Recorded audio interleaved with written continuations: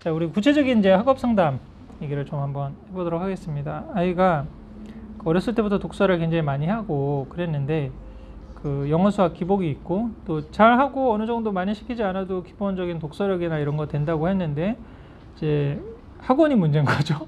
학원을 보내봤더니 이제 실력이 뽀록 난 거라고 이제 어떤 의미에서는 객관적인 비교를 해보니까 얘 이 정도면 되는 줄 알았더니 이제 객관적인 수준에서 지금 안 된다는 게 지금 보여지는 거예요. 그래서 이런 지금 상황에서 앞으로의 그런 입시라든지 뭐 이런 부분들을 어떻게 해야 될지 또 아까도 지금 이제 비슷한 그 지금 여기인데 또 역사를 좋아하는데 지금 뭐 수학을 싫어하고 뭐 이런 지금 상황들이다. 이게 사실 공통적인 건데 그 만약에 공부 그릇이 되는 아이들이라면 경쟁 상황에서 그거를 뚫고 나갈 수 있는 게 보입니다. 냉정하게 얘기해가지고 지금 초등학생인데 수학이 안 된다. 그러면 냉정하게 얘기하면 입시 쪽으로 힘들 수가 있어요. 그걸 인정을 해야 돼요. 왜 그러냐면 초등수학은 정말 중등수학 아니면 고등수학은 노력으로 해결되지 않는 부분도 있거든요. 공간개념이라든지 수리 개념이 없으면 이거 노력으로 메이크업, 그 여학생들이 그런 경우 상당히 많잖아요. 초중까지는 굉장히 막 잘하고 뭐 100점 항상 맞고 그랬는데 고등학교 같으면 수포자가 되는 여학생들이 굉장히 많아. 선천적인 공간 개념이라든지 뭐 이런 원리를 이해하는 거 이게 지금 떨어지고 언어 능력은 탁월한데 수리 쪽이 지금 안 돼가지고 올라갈 수 있는 한계에 부딪히는 경우도 사실 있을 수 있어요.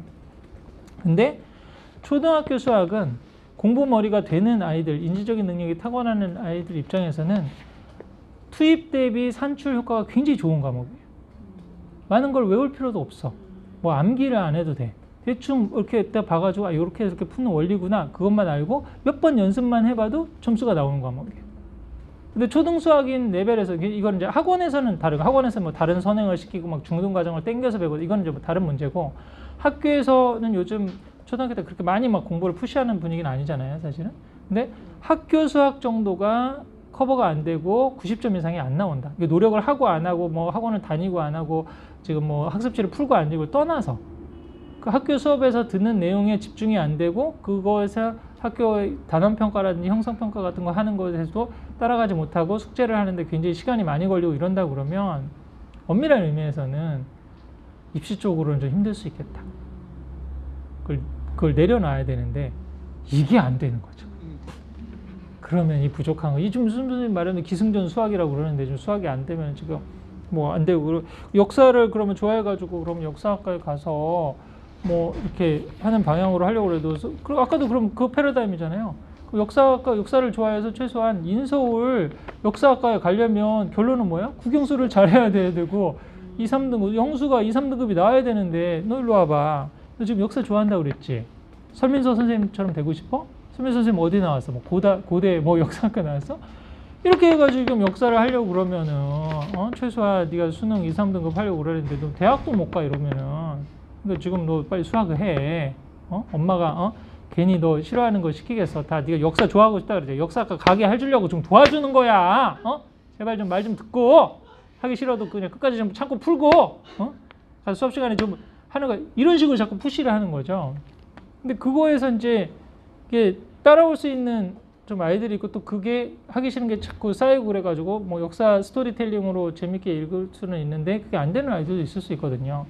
그럼 선생님 그럼 역사학과를 가는 거는 뭐 포기하고 역사에서의 어떤 진로를 찾는 길은 없나요? 아니죠.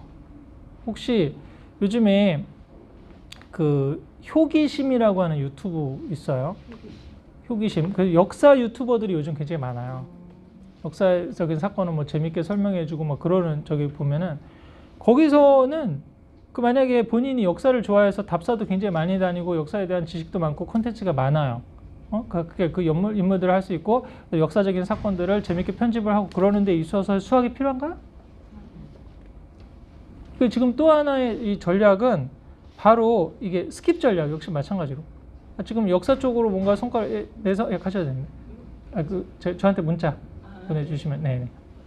그래서 이게 스킵 전략으로 해서 왜 자꾸 사고가 좁아지는 거죠? 여기서 지금 얘가 역사학과를 하려면 영수를 잘해가지고 중고등학교 입시 성적이 나오고 그래서 대학을 가고 그 다음에 뭔가를 해야 된다.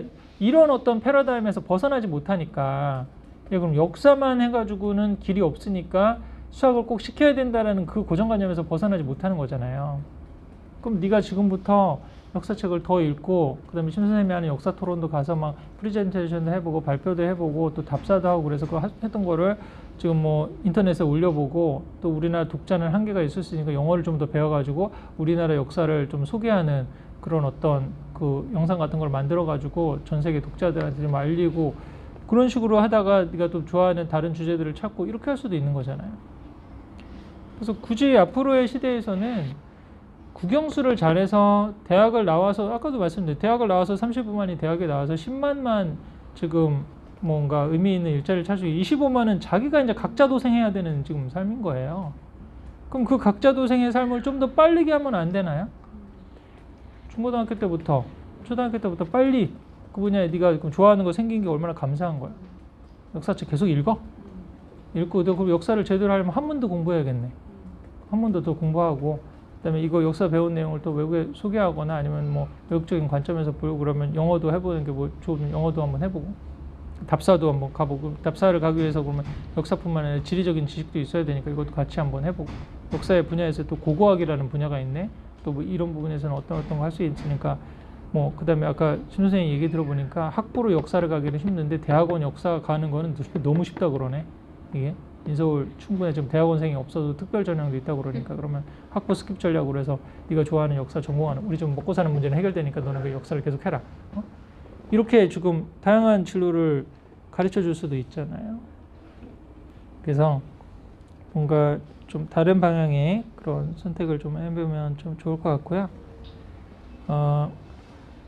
그 다음에 좀 하나 그 남중남고 얘기가 좀 나왔는데 그 보통 남중남고 성향이 이제 남학생들은 공부를 해보다가 안 되면 그냥 완전히 깔아주는 이런 경우가 많거든요. 그러니까 학업 성취도가 75% 뭐 70%대 학교가 많아요. 근데 특목고 진학률은 또 남중 같은 경우는 뭐 굉장히 높은데, 그러니까 공부 잘하는 애랑 못하는 애 편차가 너무 큰 거야.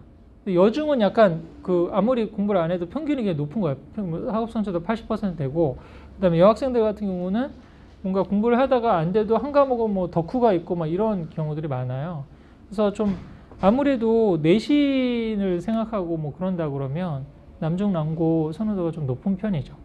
괜히 남녀공학으로 가서 여학생들이 상위권을 차지하고 남학생들이 좀 이제 좀 내신의 불리함을 생각하는 그런 것도 있고 그런데, 또 하나 이제 또 다른 측면에 이제 고민이 이제 남학생들 학교 여학생들은 또 마찬가지 왕따 뭐 있고 그러지만 이제 학교 폭력이라든지 괜히 또 다른 뭐 문제들 이렇게 있을 수 있고 그런데, 아까도 이제 뭐 남중남고를 선택하든지 공학을 선택하든지 특목고나 자사고를 선택하든지 모든 게 나는 뭐가 싫어서 그걸 선택한다 이런 식으로 이제 회피 동기에서 하게 되면 생각하지 못했던 또 많은 문제들 부딪힐 수 있거든요.